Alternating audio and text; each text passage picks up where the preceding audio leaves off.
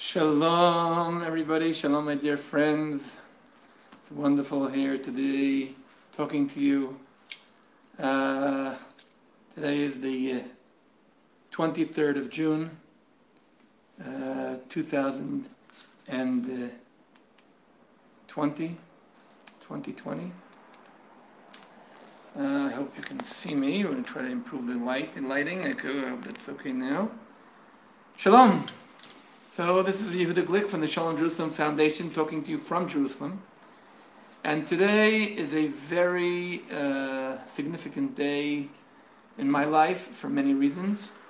And I really wanted to share with you my thoughts today, explain to you why today is such a moving and such a emotional day for me. And thank you all for joining.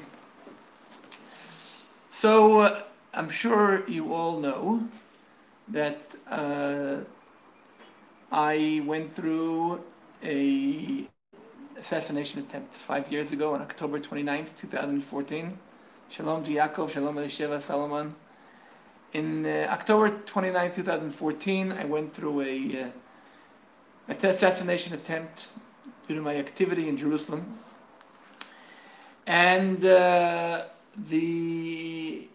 the attempt was a very, very serious one. My life was really in danger. I was critically injured. I was taken to the hospital. The doctors didn't give me too much of a chance to survive. I went through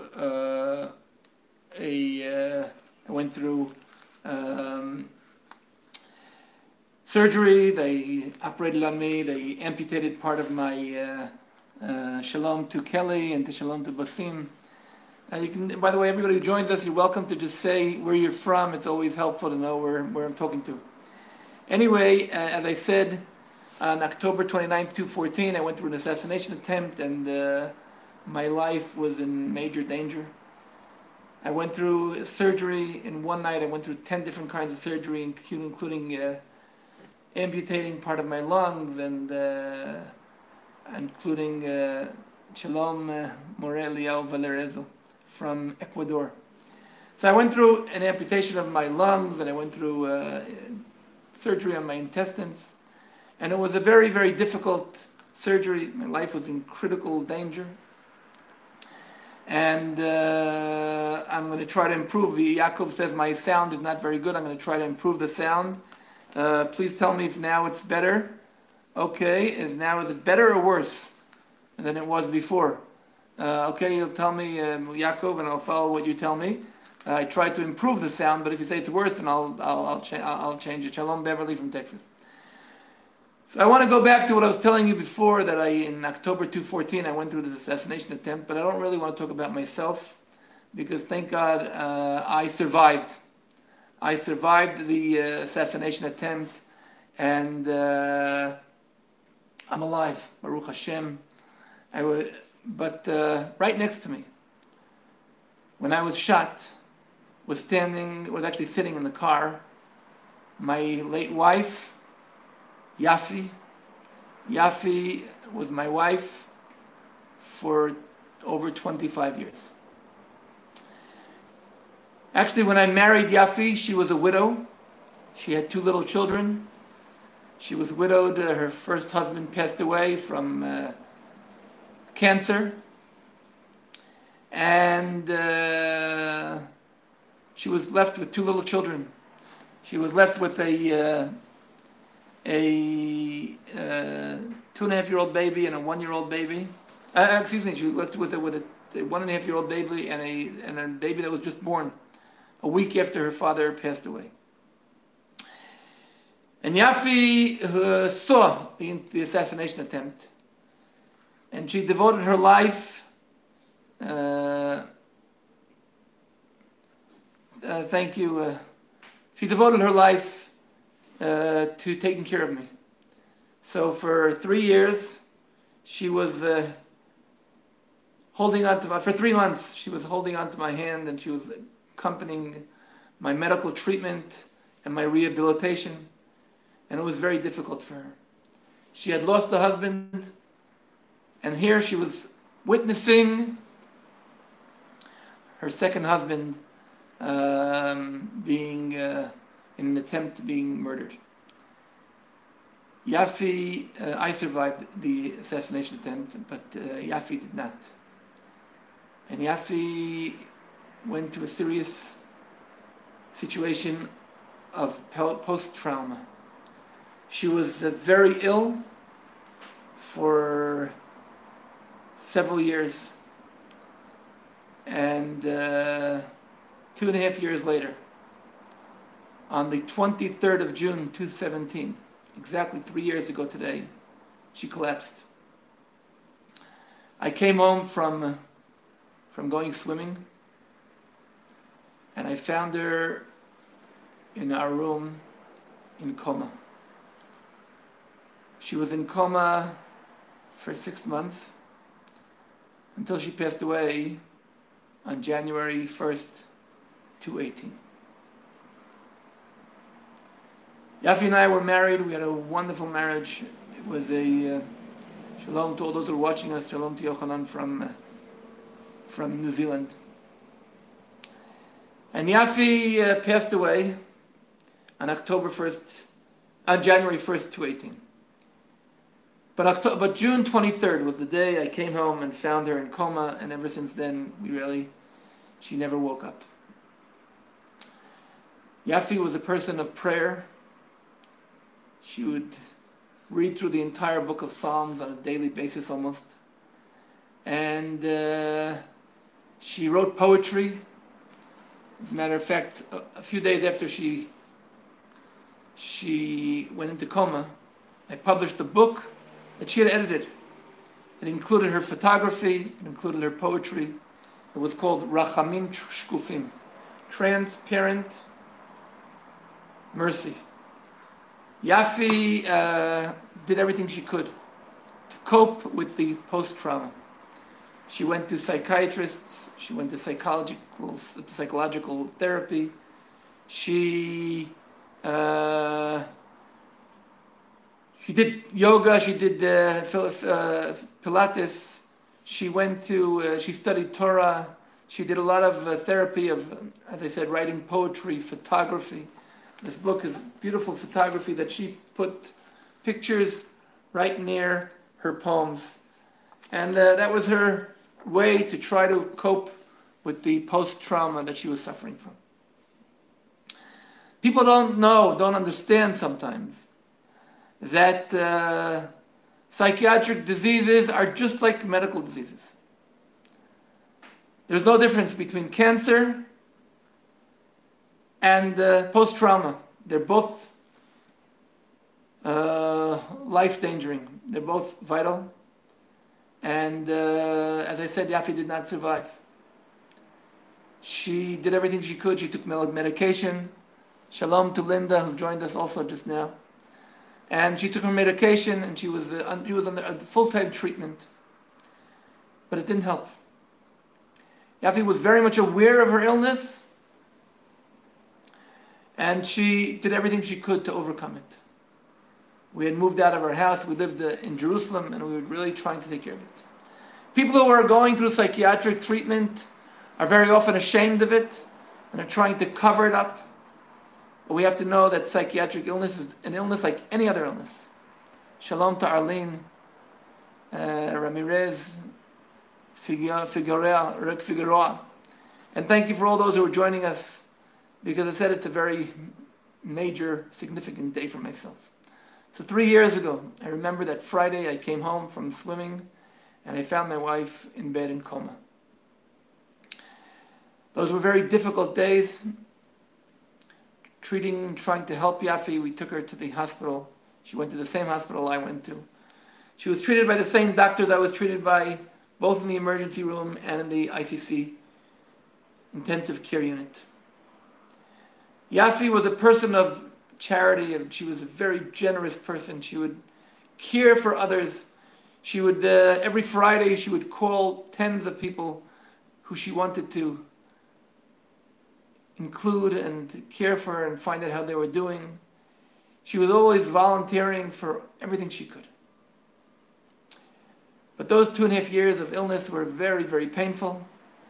And unfortunately, as I said, she did not recover. She passed away. She left me a widower. Yaffi was a widow after 3 years of marriage, left with 2 little children. I was a widower after 25 years of marriage, 26 years of marriage, with 8 children. I was 52 when I became a widower. Yaffi was 24 when she became a widow. Ever since then, I've been continuing my work in Shalom Jerusalem and trying to bring the idea of prayer and study of Torah and the connection to God and the connection to Jerusalem around the world. And also, I remarried. I was privileged to remarry Hadass. And Hadass was a widow at the age of 29 with 4 little children from the ages 7 to 7 months. And after 15 years of challenging being a widow, Hadass established an organization called Amitsim, which is the only organization in Israel that supports young widows and widowers with orphans. Today, June 23rd, is also the day that the United Nations announced as the International Widows' Day. It's the day we care about widows and orphans, and it's the day we do everything we can to add good to the world. Thank you so much, Nicholas. Thank you so much, Linda. Thank you all for joining.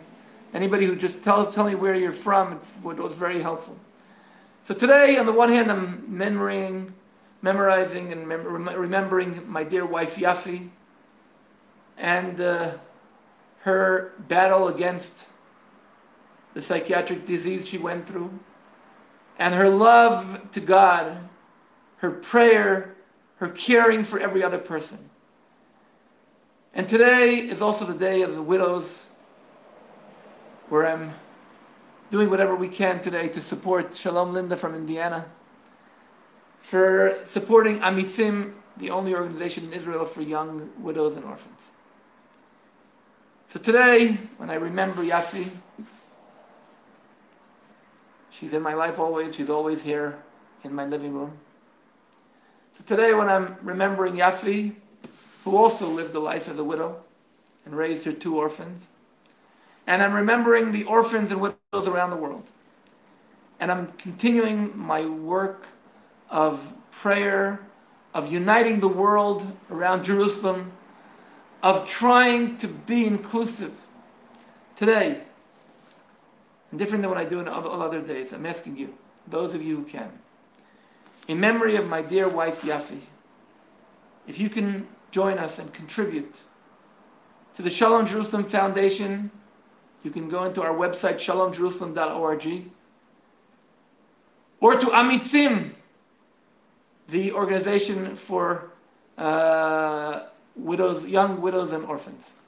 Both, I put down here below the address, the website for Shalom Jerusalem. It's shalomjerusalem.org. For Amitsim, it's amitsim.org. Today, I'm calling upon you in memory of my dear wife Yaffi, in memory of my wife who was on my side throughout for so many years. And in thanks, thank you so much, Nicholas, for praying on Temple Mount. And thank you all for praying. Thank you, Johannes from Indonesia. Thank you, Dana Sue from West Virginia, USA. Thank you all for joining me, and thank you all for your love and your caring. And today I'm calling upon you, those of you who can, in memory of my dear wife Yaffi, to contribute to shalomjerusalem.org and to amitsim.org, both in her memory. Both in her memory. Thank you so much for all those who are joining us from all over the world.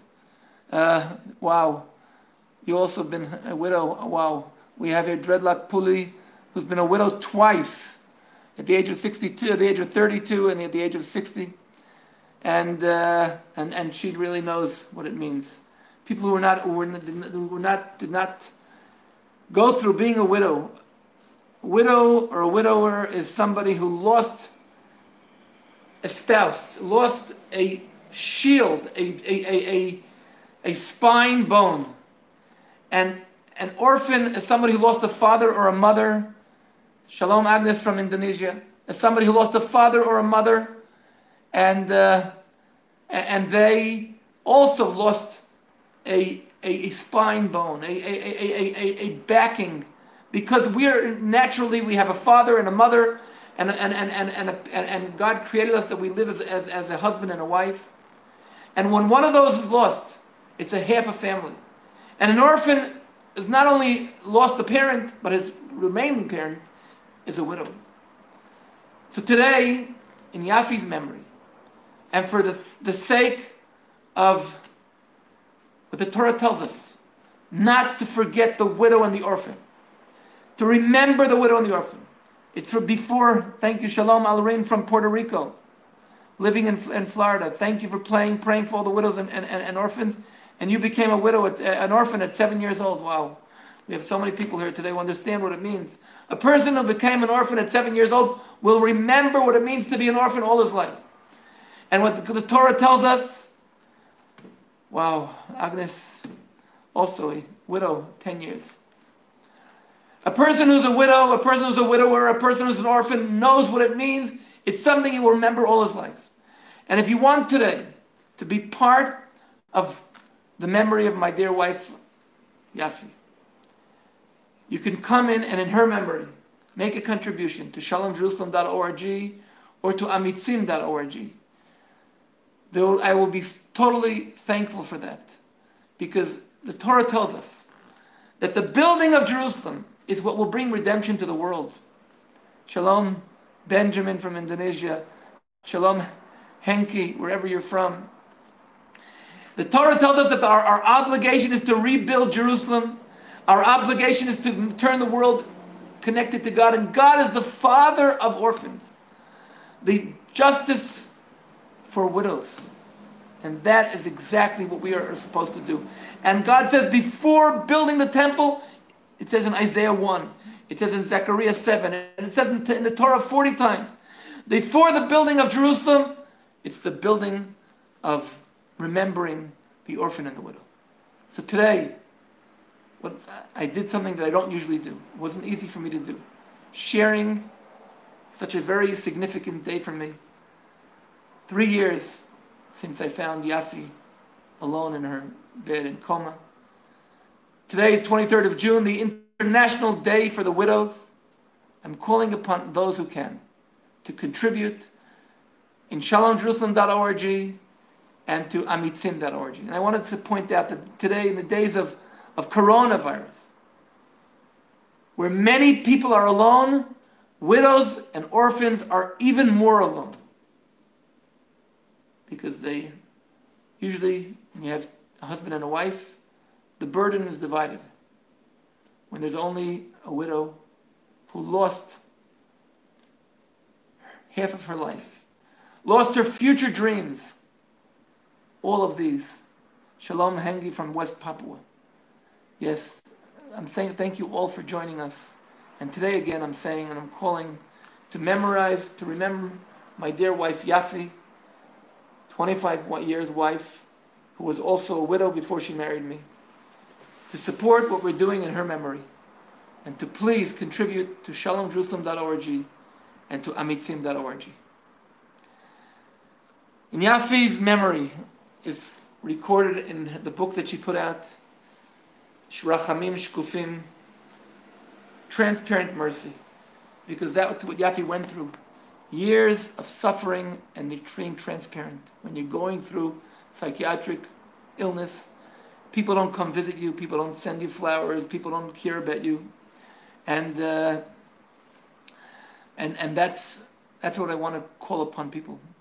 Don't let people be transparent.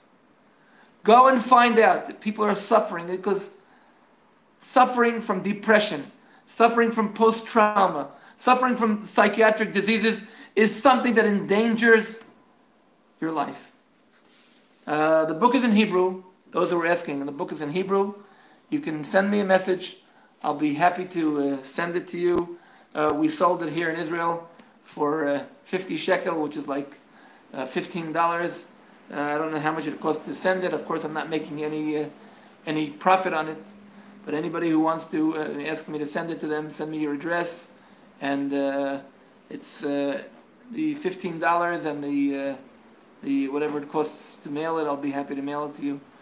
But as I said again, today I'm asking you to be part of the Shalom Jerusalem Foundation movement by contributing a small contribution monthly of $18, a monthly of $20, a one-time contribution of $100, something that's not very big, but something that could be very, very significant for Yaffi's memory. ShalomJerusalem.org and Amitsim.org. I will be so thankful to any of you who are part of what we're doing. And we are turning this world into a much better world to live in. And that's what our main goal is. So thank you all for joining me today on live, on Facebook and on YouTube. Thank you all for all the support and love that you give me and give us in the Shalom Jerusalem Foundation movement. And really, Jerusalem is the foundation of our faith. I promise to continue doing whatever I can to turn this world into a much better world to live in. Thank you, and Shalom from Jerusalem.